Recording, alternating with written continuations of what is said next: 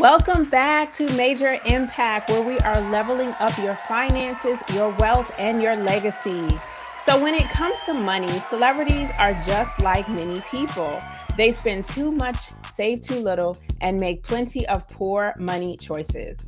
What would you guess are some of the greatest financial mistakes they make? Give me some ideas, ladies. What do you think? Listen. I'm like, where do we start? Not investing.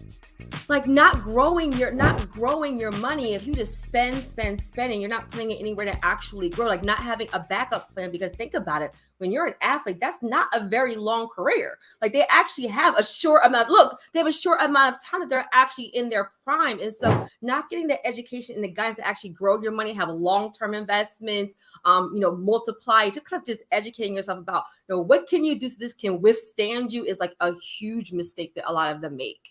I totally agree. And I think that because so many of them are young, they're first-time millionaires, there's no money conversations being had. There's no money education. Nobody's budgeting, right? And I think the biggest thing that's missing is, they go and buy a lot of nice things. And mind you, I know we all like nice things, right? But there's a strategy where they should put their money in things that actually generate passive income and then use that passive income to go buy the nice stuff. But another issue that tends to come up is the not being able to say no. Y'all remember MC Hammer?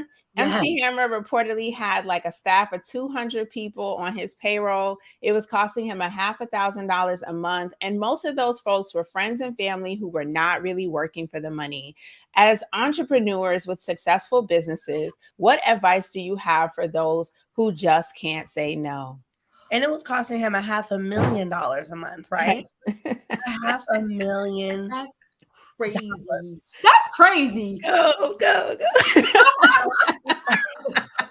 Like it makes my stomach hurt thinking about it. But I think that, saying no is hard, right? Especially when you come up, you've got friends and family, and you want your friends and family to experience this new life with you. But I think it's very important to have checks and balances and look at, okay, number one, who's priority for me to hire? And secondly, what is this actually going to do for my bottom line? Because I'm at the point where I've hired my mom and my dad. And of course, that is to bless them. But also, there's some benefit to me in a way where even if they're not working in the company, they're doing things that are helping me with my business. So I think you really have to look at, I want to be able to help you, but let me make sure it makes sense for me. Because if you don't look after yourself, then nobody makes money. Absolutely. I agree with that. Terri, what do you think? How many family members you got on the payroll? 0 and 0. 0.00. Look, I am going to lie to you, ladies. So there's a fine line between, that business and that family. And it's great that you're able to make it work. Sometimes that could be a downfall for some people. And you said the key word, boundaries.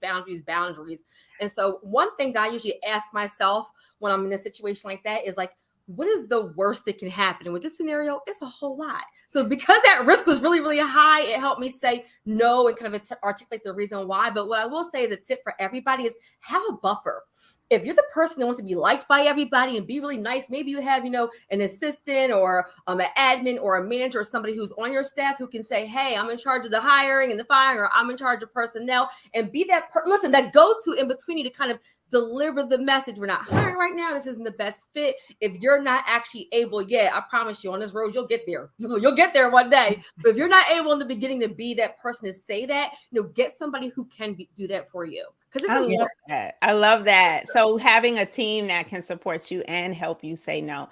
Oh, this was so good, ladies. So okay, so we talked about this a little bit, but what do you think about wearing your assets? So that's another big one that celebrities do, is celebrities will often spend money on high-end brands that they often only wear once or twice. And when the time comes and the gig's over, that item is just left in the closet, and their biggest assets end up being their clothes, shoes, and jewelry. For example, Erica Girardi, aka Erica Jane from The Real Housewives of Beverly Hills, recently found herself in a predicament where she had to sell her clothing for a fraction of the cost she paid just to survive. What do you think about this issue, and what advice do we have for our viewers today?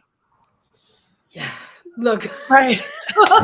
so let me say this. So it can be hard, right? Because when you haven't had that lifestyle, that's like the very first thing. Like you want to enjoy the nicer things. You just haven't done it before, so it feels good. So what I would say is that if you're being endorsed, right? If you're like a sponsor or something of that nature, you're still or an affiliate and you're still getting paid, then that could be wise. That could be some passive income.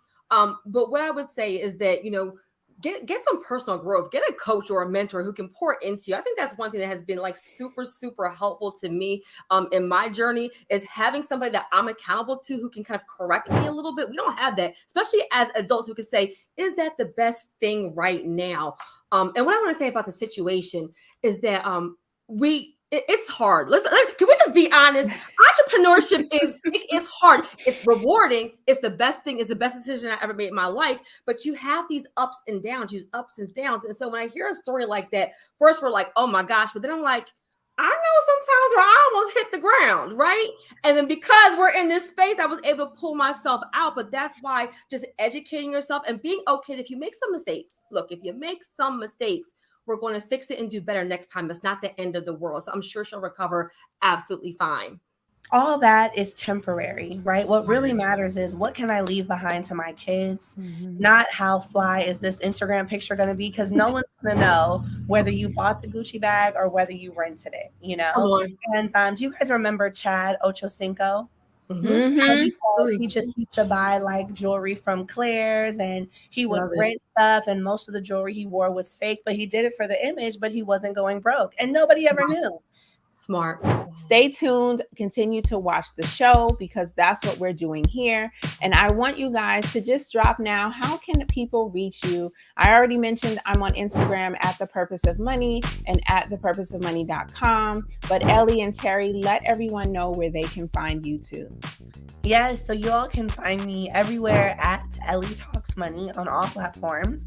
And you can also go to my website, elevatedacademy.com. Yes, absolutely. And I am Terri Kauser. I'm mostly on YouTube and Instagram, but I'm everywhere else as well. And my website is Credit Leverage Lifestyle. So we can't wait to connect with you all. Yes, thank you so much for joining us. We can't wait to see you next week right here on CWDC. You're watching the Connect Network TV on the CW.